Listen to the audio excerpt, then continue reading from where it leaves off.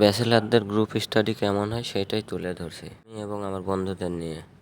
আমি ক্যামেরার পিছনে ছিলাম। আমরা কয়েকজন বন্ধু মিলে গ্রুপ স্টাডি করতেছিলাম। ভিডিওটা 4 থেকে 5টা পর্ব পাবেন। ফুল ভিডিও দেখবেন ম্যাথ লাইফে গ্রুপ স্টাডি কেমন হয়, ডিপ্লোমা লাইফে।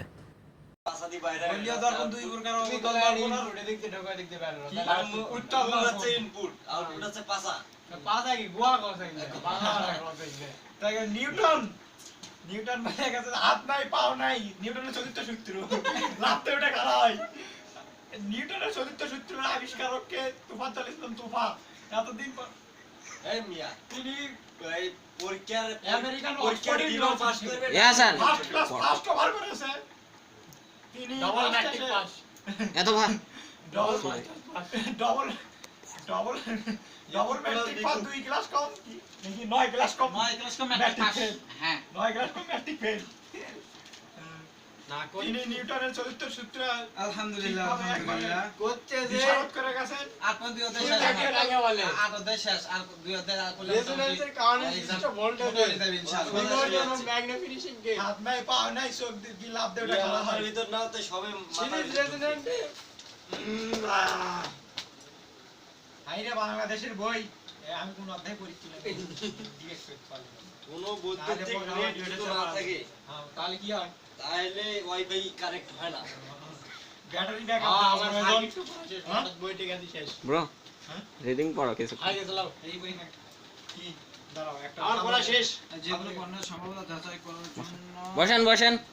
আমার পড়া শেষ বসে যান একটু ঢেলে দেই চা দাও আগে চা খাবো। বিশেষ কোন পিএইচের দাম অনেক পিএইচ খাওয়া যায় আমি চা খাবো। হ্যাঁ থামো।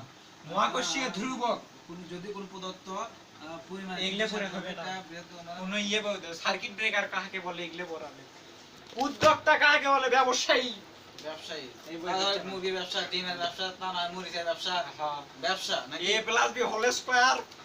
হ্যাঁ দর্পণ ডেরিভেটিভ করতে তাহলে কি হচ্ছে? সমতল দর্পণ। যে প্রতিফলক পৃষ্ঠে আলোর নিয়মিত প্রতিফলন ঘটে তাকে কি কয়? প্রতিফলক। ওইটা দর্পণ কি ওইটা হাঁটু করতে খুঁজে পাওয়া যাচ্ছে না। হ্যাঁ হ্যাঁ এই এটা সমাধান এইটা না এইটা হবে এইটা হাঁটু তো এই এক খালি ভিডিও করে হ্যাঁ সব ভিডিও হচ্ছে কি ওইটা দেখবা প্রতিবিম্ব। ওইটা পুরো বিন্দু হতে কতগুলো আলোক রশ্মি নির্দিষ্ট কোনো বিন্দুতে মিলিত হলে তাকে প্রথম বিন্দুর প্রতিবিম্ব বলে। অবাস্তব প্রতিবিম্ব কোনো বিন্দু হতে কতগুলো আলোক রশ্মি এক বিন্দুতে মিলিত হলে এটা তো হচ্ছে স্টুডেন্ট তাকে অবাস্তব প্রতিবিম্ব বলে। পানি দাও গলা শুকিয়ে গেছে পানি পানি। এ হেদার পানি দাও তুমি আমার পিয়া হ্যাঁ পানি দিচ্ছ না মানে পানি খাই।